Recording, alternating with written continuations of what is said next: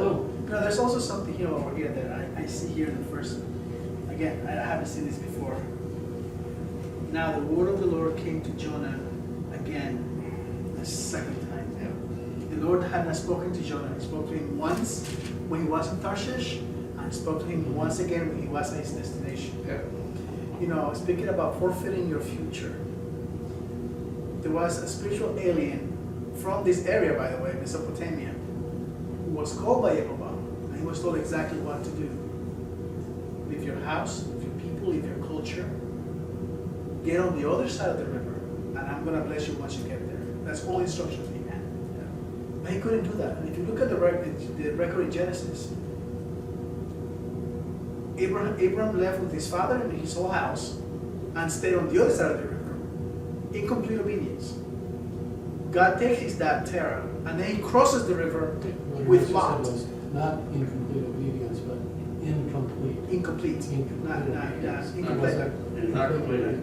He crosses the river and he's still with Lot. That's part of his family. God told him, get rid of everybody that belongs to that group of people that's your family. I need you away from them. So what does God do? He brings a storm in his life. The shepherds of Lot and the shepherds of Abraham get into a fight over resources because he has so much cattle, to the point that they had to split. And only in Genesis 14, after the split, then it says, now the word of the Lord spoke to Abraham again a second time, saying, as long as you are in disobedience, even though you're thinking that you're obeying God, if you're not in full obedience and you know what you're supposed to do, God's purpose is not being realized. In fact, you'll have strife and you will say, hey, Lord, if I'm doing your will, why is this happening? It's because you're not doing exactly what I told you to do. And only when he obeys completely, now the last person of his family is gone, God speaks to him the next morning. So Jonah was walking in pseudo-obedience, let's say.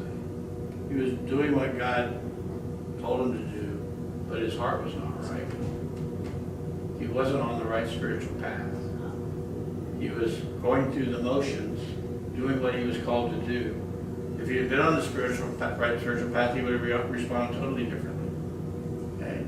And so, what happens with people that they started their life and they had these missteps at the beginning? They started right and then things got a little weird, and maybe it was church culture, whoever knows what happens.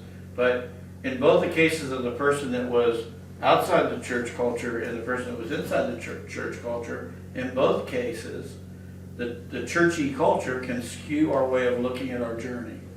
Okay? It can change the way we look at our journey. And think about this, and I'm just going to mention a couple of things. And again, these are not things that are necessarily bad, but they're things that can skew our way of looking at things. One, Sunday morning is often seen as the focus or the highlight of the church's culture. It's like the Jews in the temple, right? The Jews had to go to the temple. Everything was the temple. Everything was the temple. For us, Sunday morning in the church can be the focus. Your ministry may be totally outside of that. It may not have anything to do with the church. But it doesn't matter. The churchy culture will pull you back to that. And there's reasons why. And there are really good reasons for infant Christians, for baby Christians. You get to see and hear the pastor when you go into church. Where else do you see and hear him? He doesn't show up at your Wednesday night meeting. He doesn't show up at your home Bible study. You might see him on TV if the church is big enough. But really, you don't really have, most people in the church don't have a personal relationship with their pastor. So the only time they're going to see him is on Sunday morning. Okay? It's for many of them, it's the only time they participate in worship. They're being taught that this is worship when the worship band plays and when the hymns are being sung. And so that's what they know of as worship. They may not know anything else about worship. And so the only time for many of these people that they would say, hey, I participated in worship during the week was on Sunday morning. You know, they don't know about private worship. They don't know about these other things. For many other people in many churches, it's the time that you interact with your church friends on Sunday morning because you guys live one side of the city, the other side of the city. The only time you ever get together is on Sunday. And it's the prime time for service opportunities, right? That's when you have to have children's church, you've got to have children's ministry, you have the car parking ministry, all the various ministries of the church most of them are in operation on Sunday morning. And so all of those things, when you put them all together, the message in all of those things is Sunday's the most important day. Okay. Sunday is the most important day of church. Sunday is the most important day of my spiritual life during the week. But the reality is that Sunday morning is primarily for the immature and for seekers. And there's reasons for that. One is milk is almost always the main course of the sermon. Because the preacher is preaching to get people saved. Salvation message. That's it. The preacher is preaching to grow the new believers. Okay? So milk is the main course. And again, it's not a bad thing. It's just kind of the way it is on Sunday morning. The emphasis on building and participating in the churchy culture is brought from the pulpit. And even if it's not an intended emphasis, because that's where you make the announcements, here's all the ministries you can be involved in, here's all the things you can do, here's all the meetings we're going to have.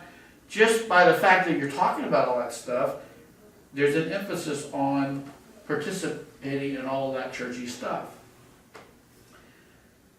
And listen to this, the focus, even when the sermons are good, the focus is on what I'm going to call destination points on the map of your journey.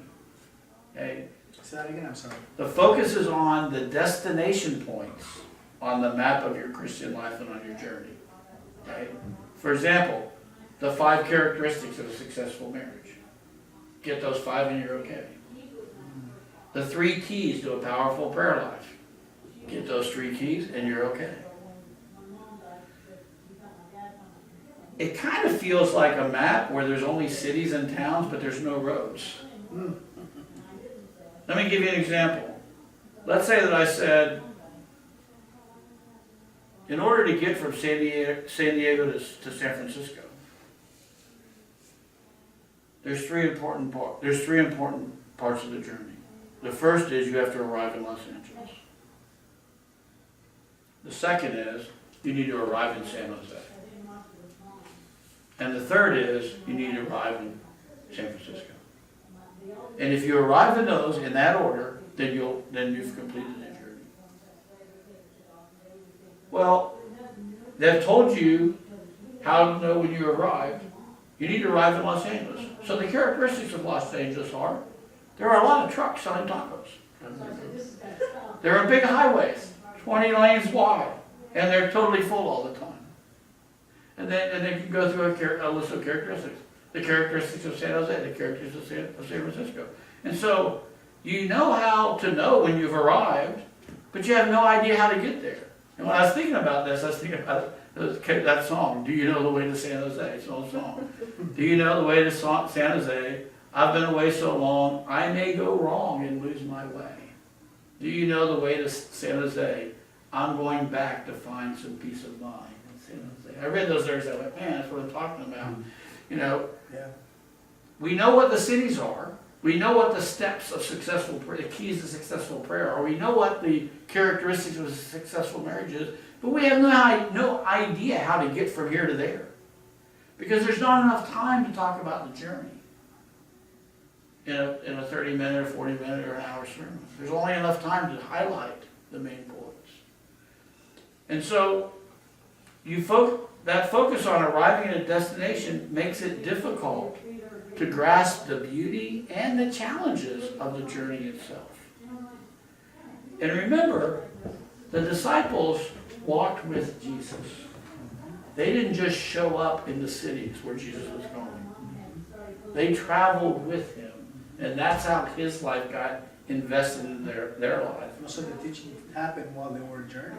The teaching happened, the real teaching, the deep stuff happened while they were walking. It's easy to miss the reality that intimacy with Jesus is discovered on the road. It's discovered during the journey. I'll give you another example. Let's say you're in a basketball team. Let's say a football team is where football teams now. So you're on a football team. When do you become close friends with your teammates? During practice? Or just at game time? You better be friends before the game starts. You better be close. I'm gonna cover your back, you're gonna cover my back. You better be there before the game even starts. Because you're not gonna be that on game day if you didn't learn that during practice. Road trip too. Yeah, absolutely. So we know from our own experience that deepness and intimacy in relationships happens in the journey. Not just at the events, not just at these destination points. Okay? So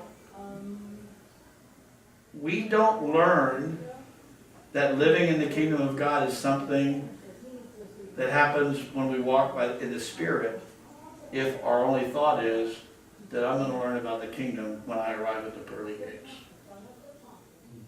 If you think that you're not, and I'll tell you, there's a lot of Christians, you talk about the kingdom of God, they go, yeah, that's going to happen after I die. When I get to the pearly gates, then I'll see heaven, then I'll see the kingdom of God. They don't know anything about it until they get there. They're not going to know it when they get there. Jesus said, if you're not spirit-born, you can't even see the kingdom.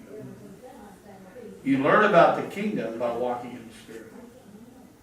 You learn how to be a citizen of the kingdom by walking in the Spirit, by walking the journey out. You don't learn by just arriving at the destination and flipping your ticket out and saying, I'm here. Okay? So that's the way Spirit works. The other thing that happens, and again, this is things that it's not necessarily pointing out a negative in how Sunday morning services are set up. They're set up for something different. They're not set up for spiritual growth. They don't teach that there. That's supposed to be taught someplace else. Sunday morning also the teaching tends to be towards principles and rules of the Christian life. They teach you, believers start by learning the rules, the do's and don'ts, the 10 Commandments. Here's what you do, here's what you don't do. Right? And that's not a bad place to start. It's like learning multiplication by memorizing the multiplication tables of 1 times 1 and 2 times 2 and 3 times 3. You got to start somewhere. Start with the rules, how God put the universe together. Let's understand that.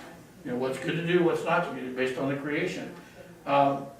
It's good for young believers, but if it continues to be the emphasis, it turns into legalism.